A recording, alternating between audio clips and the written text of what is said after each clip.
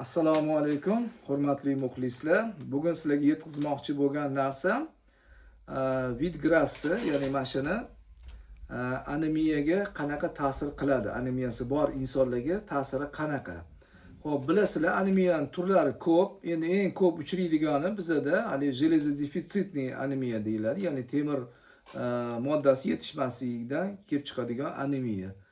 Xo'p, bu ko'proq misol uchun haligi ayollarda uchraydi, chunki hali ko'p tug'ishlar bo'ladi, boshqa. Keyin qariyalarda ko'p uchraydi.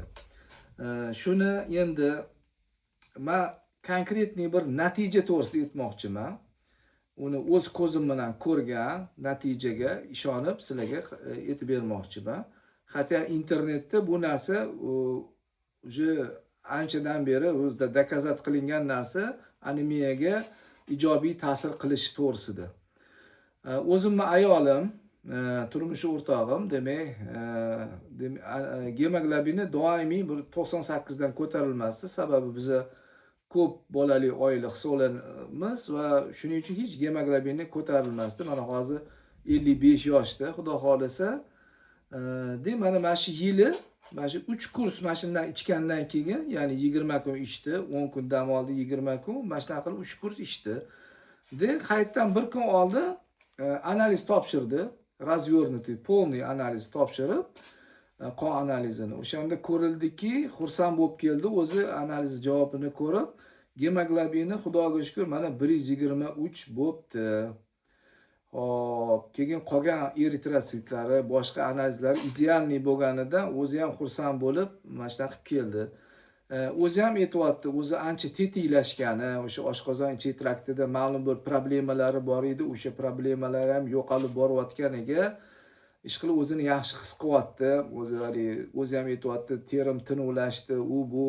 Endi teridagi o'zgarishlar o'zi birinchi ko'rinar ekan, chunki tashqarida bo'lgan.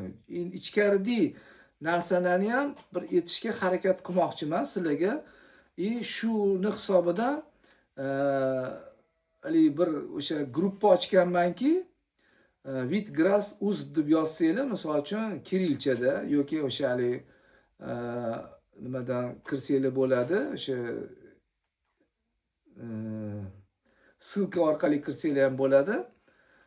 O'sha yerda bir chat gruppa ochganman, полный o'sha informatsiyani berib, o'sha yerda yana chat gruppa ishtirokchilari bir-biri bilan muloqot qilishi mumkin, maslahat qilishi mumkin, qanaqa ichsa yaxshi bo'ladi, nima bo'lyapti, qanaqa o'zgarish bo'lib, bir-biriga bir motivator bo'lishi mumkin.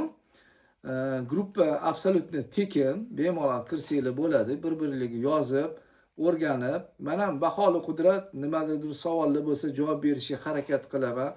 Nimadir yengilliklar bo'lsa bir o'sha video qilib yuborib turishga harakat qilaman. Mana shunaqa narsa, mana shu arzimagan narsaga o'xshagan narsa, lekin juda ham vitamin, aminokislota, antioksidantlar ko'pligi hisobiga organizmda o'sha metabolizm degan narsa, ya'ni modda almashinuvini normallashtirishga qaratilgan narsa. Ya'ni hamma ichingizdagi organ sistemalaringiz to'g'ri ishlasa, o'zi odam o'zi kasallan bo'lmaydi aslida. Shunaqaga qaratilgan tabiiy, 100% tabiiy mahsulot, hech qanaqa dori-porisi yo'q. Xo'p, endi so'raganlarga mana bunaqa idishda endi transportirovka qo'yamiz. Mana pokeyli idish. Bunda bir 4 soatlik yo'lni ko'tarar ekan. 4 soatdan keyin erishni boshlar ekan. Bilasizlar, buni erib ketsa, 15 minutdan keyin hech qanaqa foydali xususiyati qolmaydi. O'shaning uchun faqat muzlagan holatda transportirovka qilish mumkin.